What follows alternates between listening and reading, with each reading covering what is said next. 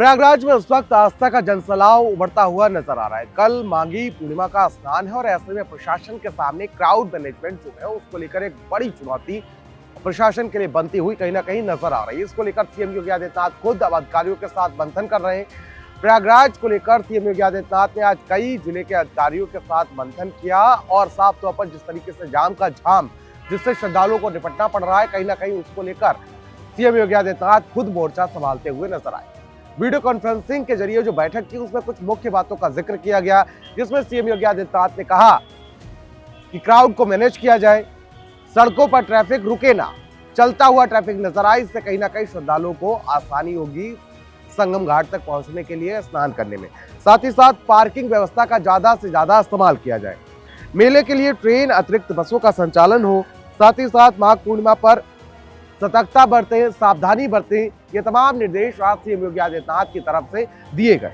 तो वहीं मेले में अनाधिकृत वाहनों को एंट्री ना दी जाए, यानी कि जिन वाहनों का पास है या जो जरूरी सामान के वाहन है जैसे कि दूध, सब्जी, फल, खाना, इन सभी के वाहन हैं, इनको ही सिर्फ एंट्री दी जाए।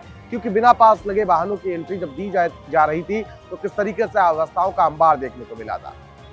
अब कल माघी पूर्णिमा का स्नान है तो कहीं ना कहीं ये उम्मीद जताई जा रही है कि भारी संख्या में श्रद्धालु पहुंच सकते हैं, क्योंकि लगातार पिछले कई दिनों से देखा जा रहा है कि 1 करोड़ से ज्यादा श्रद्धालु डेली आस्था की डुबकी लगा रहे हैं। क्योंकि 29 तारीख को जिस तरीके से हादसा हुआ था उसके बाद कहीं ना कहीं श्रद्धालु जो थे, जो आस्था की डुबकी लगाना चाह रहे थे बसंत पंचमी को, वो कहीं ना कहीं डर से गए थे।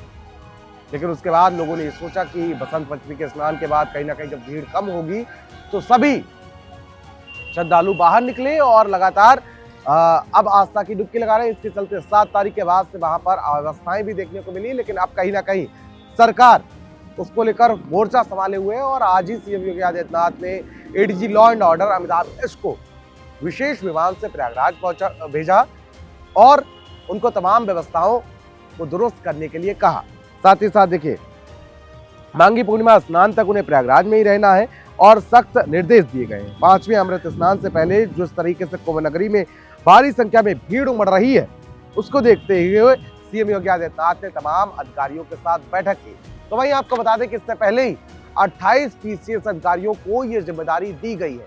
तो वहीं लगातार अब जो वहाँ का प्रशासन है, प्रयागराज का जो प्रशासन है, वो सड़कों पर उतरकर मेला क्षेत्र में जाकर लगातार लोगों से अपील कर रहा है और कहीं ना कहीं अब भीड़ जो है, जो अवस्थाएं देखने को मिल रही थी, वो अब मैनेज होती हुई कहीं ना कहीं नजर आ रही है। तो आप भी अगर प्रयागराज जा रहे हैं तो आप निश्चिंत होकर जा सकते हैं और साथ ही साथ आपको अब जो अवस्थाओं की अभी तक जिस तरीके से अफवाह आप सुन रहे थे, कहीं ना कहीं अब व्यवस्थाएं आपको देखने को मिलेंगी। नमस्कार।